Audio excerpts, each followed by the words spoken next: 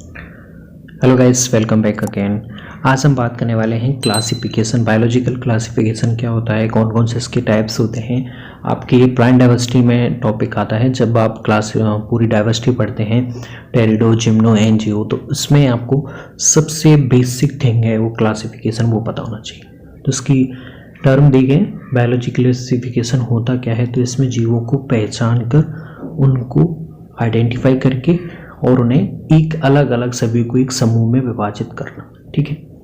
तो जिससे उनकी पहचानने में और उनसे रिलेटेड जो इन्फॉर्मेशन की जानकारी अर्जित करने में आपको कोई भी प्रॉब्लम नहीं हो, उसे कहते हैं आप बायोलॉजी क्लासिफिकेशन। सबसे पहले ईपी कॉन्डोले साइंटिस्ट थे जिन्होंने इसे दो पार्ट में डिवाइड किया। इनके अकॉर्डिंग एम्पिरिकल टाइप से हो सकता है डिवाइडेशन, या फिर रेशनल क्लासिफिकेशन हो सकता है। एम्पिरिकल जिसे आप बोलते हैं अतर्कपूर्ण, ठीक है। इसमें क्या होता है, किसी भी आपकी जो प्लांट फ्लोरा जो कम्युनिटी है उसमें प्लांट्स को उनके अल्फाबेटिकल ऑर्डर में रखा जाता है। तो कैसा है, अतर्कपूर्ण है, ठीक है। क्यों, इसका यूज केवल एक तरीके से हो सकता है। किसी भी साइंटिस्ट को किसी भी फ्लोरा पर रिसर्च करनी है तो वो इस क्लासिफिकेशन का यूज करके उस प्लांट को सर्च कर सकता है अल्फाबेटिकली, क्योंकि उसे पता है अल्फाबेटिकली वो इस जैसे ए से शुरू होने वाला है कोई प्लांट तो वो उसे वहाँ पे मिल जाएगा। लेकिन इससे उसके करेक्टर्स हैं, कौन कौन से पुष्पीय लक्षण मिल रहे हैं, कौन कौन से कायिक लक्षण मिल रहे हैं, इनका यहाँ पे कोई भी इम्पोर्टेंस नहीं होती है। तो ये कैसा है, नॉन प्रैक्टिकल है, अतर्कपूर्ण है, ठीक है। जबकि रेशनल टाइप का जो क्लासिफिकेशन होता है इसमें कई चीज़ों को ध्यान में रखा जाता है। सोमेटिक करेक्टर है, फाइलोजोनी है, जीनोलॉजी है, कई सारे करेक्टर्स को। तो सबसे पहले बात करते हैं हम रेशनल क्लासिफिकेशन। आपको चार तरीके से देखने को मिल सकता है, प्रैक्टिकल, आर्टिफिशियल, नेचुरल, सबसे लास्ट में होता है आपका न्यूमेरिकल, ओके, जिसे फेनेटिक क्लासिफिकेशन भी कहते हैं। तो चार टाइप से आप डिवाइडेशन देख सकते हैं। रेशनल जो तर्कपूर्ण है, जिसका आप अच्छे से यूज कर सकते हैं, ठीक है, यूजफुल होता है, ठीक है। जैसे नेचुरल क्लासिफिकेशन है, आपके फेनेटिक क्लासिफिकेशन है, आर्टिफिशियल है, या फिर आपके वो प्रैक्टिकल वाइज है, ओके। तो इनका डिवाइडेशन देखेंगे हम। तो प्रैक्टिकल क्लासिफिकेशन का सबसे पहले हम बात करें तो इसमें पुष्पों को उनके आकार के लक्षणों के आधार पर विभाजित नहीं करके उनकी इकोनॉमिक इंपॉर्टेंस के आधार पर उन्हें डिवाइड करते हैं, ठीक है। तो यहाँ पे हमने ये बात की, आकार के लक्षणों को महत्व नहीं देते हैं, प्लांट्स की इकोनॉमिक इंपॉर्टेंस को यहाँ पे महत्व दिया जाता है। तो इस हिसाब से उन्हें डिवाइड कर सकते हैं। जैसे तेल प्रदान करने वाले प्लांट हैं, कोई फाइबर प्लांट करने वाले पदार्थ हैं, फाइबर जो प्रदान करते हैं, कुछ मेडिसिन देने वाले प्लांट हैं। तो जैसे तेल में मूंगफली आ जाएगा, इस कैटेगरी में जूट आ जाएगी। मेडिसिन में आपके राउबिल्फिया है, सिनकोना है, और कई सारे प्रोसोपिस है, कई सारे अदर प्लांट आ जाते हैं। तो इस प्लांट का इस क्लासिफिकेशन का सबसे मेन ड्रॉबैक था कि एक जो प्लांट है वो एक से ज़्यादा कैटेगरी में आ सकता है। जैसे हल्दी की बात करें तो उसके औषधि रूप में उसे ले सकते हैं आप, ठीक है, मसालों के रूप में भी उसे ले सकते हैं। तो यहाँ पे ये मिक्सिंग हो जाती है प्रैक्टिकल क्लासिफिकेशन की। इसको आर्थिक महत्व के आधार पे यहाँ पे डिवाइड किया है। आगे बढ़ते हैं हम। इसके बाद में दिया गया आर्टिफिशियल क्लासिफिकेशन। अब इसमें आर्थिक महत्वों को आधार नहीं देके यहाँ पे अब एक या दो आकार के लक्षणों के आधार पे डिवाइडेशन किया जाता है प्लांट्स का। जैसे लीनियस थे, कैरोलिस लीनियस, जिन्होंने बायोनॉर्मल यानी द्विनाम पद्धति दी थी, उन्होंने सबसे पहले बताया इस क्लासिफिकेशन में कि उन्होंने क्लासिफाई किया प्लांट को दो लक्षणों के आधार पे, एक तो स्टेमन प्रेजेंट होने के आधार पे, कार्पल प्रेजेंट होने के आधार पे। तो इन्होंने इसके अकॉर्डिंग उन्होंने प्लांट्स को 24 क्लासेस में डिवाइड किया। अगर जिसमें 24 क्लासेस में डिवाइड किया, जिसमें एक पुंकेसर है उसे बोला मोनोएंड्रिया, जिसमें दो हैं उसे डायएंड्रिया,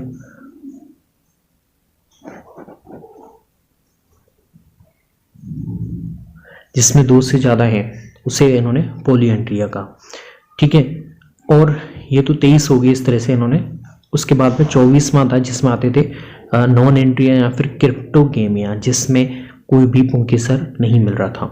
तो ये एब्सेंट थे। जैसे अपुष्पीय प्लांट होते हैं, लाइकेन है, कवक है, मॉस है, फर्न्स है, जिनमें किसी भी टाइप का आपको पुष्प नहीं बनता है, उसको इन्होंने किस में रखा, नॉन एंड्रिया में। बाकी इन्होंने पुंकेसर के अकॉर्डिंग उन्होंने 23 तक डिवाइड किया था। डायेंड्रिया, ट्राइएंड्रिया, टेट्राएंड्रिया, ठीक है, इस तरह से। तो ये क्यों नहीं, ये ज़्यादा एमिनेंट नहीं हुआ, ज़्यादा फेमस नहीं हुआ, क्योंकि इसमें एक या दो आकार की लक्षणों को यूज किया जाता है बस, ठीक है। इसके बाद में आया नेचुरल क्लासिफिकेशन, जो कि मोस्ट यूजफुल होता है।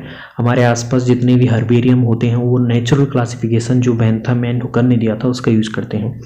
दो तरह से आप डिवाइड कर सकते हैं, नेचुरल फॉर्मल और नेचुरल फाइलोजेनेटिक। क्या होता है, फॉर्मल में केवल एनाटॉमिकल कैरेक्टर यानी कि आकार की लक्षणों को ध्यान में रखा जाता है, जबकि फाइलोजेन यानी कि जाति वृत्तीयता को इतना ध्यान नहीं दिया जाता है। जाति वृत्त यानी कि एक जंतु से जो विकास हो रहा है एक जाति बनने तक का, ठीक है, और एक जाति में अलग अलग जीवों में जो अलग अलग विकास के आधार पर डेवलपमेंट में चेंजेस आ रहे हैं वो यहाँ पे ध्यान नहीं रखा जाता है, उसे बोलते हैं फाइलोजेनी, ठीक है। लेकिन नेचुरल फाइलोजेनेटिक जो क्लासिफिकेशन था, नेचुरल क्लासिफिकेशन का टाइप, उसमें अब की बार एनाटॉमिकल कैरेक्टर के साथ में फाइलोजेनिकल कैरेक्टर्स को भी ध्यान में रखा गया, ठीक है। तो नेचुरल क्लासिफिकेशन में इसका ज़्यादा यूज होता है क्योंकि इसमें जाति वृत्तीयता को भी ध्यान में रखा जाता है, यानी कि पूरी स्पीसीज में देखा जाता है कि इसमें विकास का क्रम क्या है, किस तरह से कौन कौन से कैरेक्टर नए डेवलप हुए हैं, कौन कौन से नए पुराने जो कैरेक्टर हैं वो चेंजेस हो गए हैं, क्या क्या चेंजेस आए हैं एडेप्टेशन के अकॉर्डिंग। तो ये होती है आपकी जाति वृत्तीयता, ओके। इसमें अब कुछ थिंग्स देखें। फाइलोजेनी नाम किसने दिया था, लेमार्क थे, जिन्होंने नेचर आपके सिद्धांत दिया था अंगों का उपयोग और अनुपयोग वाला। कंसेप्ट दिया था अर्नेस्ट हैकल, इन्होंने इकोलॉजी शब्द भी दिया है। विस्तार से समझाया था डार्विन ने अपनी बुक ओरिजिन ऑफ स्पीसीज में, ठीक है। अब पादपों के विकास का क्रम देखें तो सबसे पहले विकास के क्रम में जब प्लांट ग्रो कर रहे थे, सबसे पहले आपकी थैलोफाइटा, उसके बाद में एम्ब्रायो, उसके बाद में टेरिडो, उसके बाद में जिम्नो, और सबसे विकास के क्रम में कुछ प्लांट हैं हायर प्लांट, वो एंजियोस्पर्म है, ओके। तो ये विकास का क्रम है जो कि हम किस में यूज करेंगे, नेचुरल फाइलोजेनेटिक क्लासिफिकेशन में। इसे क्लैडिस्टिक क्लासिफिकेशन भी कहते हैं। सबसे लास्ट में आता है हमारा रेशनल क्लासिफिकेशन का टाइप, 3 पढ़ लिए हैं हमने। अब चौथा है टाइप फेनेटिक क्लासिफिकेशन, जो कि सॉकल एंड स्मिथ ने दिया था। इसे न्यूमेरिकल क्लासिफिकेशन भी कहते हैं। उसका वर्गीकरण का आधार होता है समानता और असमानताओं की संख्या, ठीक है। जो हमने नेचुरल क्लासिफिकेशन पढ़ा था उसमें मेन ड्रॉबैक था कि उसमें कुछ कैरेक्टर को ध्यान में रखा जाता है, जैसे उसमें पुष्पीय लक्षणों को ज़्यादा ध्यान में रखा जाता है, सोमेटिक कैरेक्टर को इग्नोर कर दिया जाता है। लेकिन यहाँ पे कैरेक्टर्स की संख्या को ध्यान में रखा जाता है ताकि उनकी समानताएं और असमानताएं वहाँ पे देख सकें।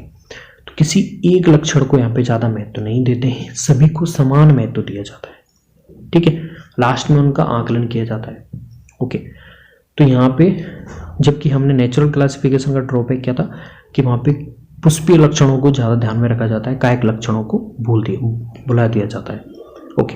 लेकिन फिनेटिक क्लासिफिकेशन में दोनों लक्षणों को ध्यान में रखा जाएगा, पुष्पीय लक्षणों, कायिक लक्षणों, सभी को समान वेटेज दिया जाएगा, ठीक है, किसी को ज़्यादा महत्व नहीं दिया जाएगा। तो ये आपका फेनेटिक क्लासिफिकेशन सबसे मॉडर्न क्लासिफिकेशन। तो गाइस बायोलॉजिकल क्लासिफिकेशन हमने 2 तरह से पढ़े, एक तो कैसा था अतर्कपूर्ण, दूसरा था रेशनल, एक नॉन रेशनल था जो कि अल्फाबेटिकल ऑर्डर के आधार पे फ्लोरा बनाया जा रहा था। उसका केवल एक ही यूज है, कोई भी साइंटिस्ट जब किसी भी प्लांट फ्लोरा की रिसर्च करता है तब वहाँ से उसका इंफॉर्मेशन ले सकता है। जबकि रेशनल में हमने 4 तरीके से डिवाइड किया। सबसे पहला था आपका प्रैक्टिकल, जिसमें पौधों को उनके आर्थिक महत्व के आधार पर डिवाइड किया। फिर आर्टिफिशियल, जिसमें पौधों को उनके 1 या 2 आकार के लक्षणों के आधार पर डिवाइड किया। फिर आता है आपका नेचुरल क्लासिफिकेशन, जिसमें पुष्पों को ज़्यादा आकार के लक्षणों के आधार पर डिवाइड किया, ठीक है। उसके बाद में आता है आपका फेनेटिक क्लासिफिकेशन, जिसमें सभी लक्षणों को समान महत्व दिया जाता है। तो I hope guys you will get it. ये पूरा बायोलॉजिकल क्लासिफिकेशन के बारे में चैप्टर हो गया है, most important for the ACF if you are preparing in the optional subject zoology and botany. I hope guys you will get it. If any problem then comment down below. Thanks.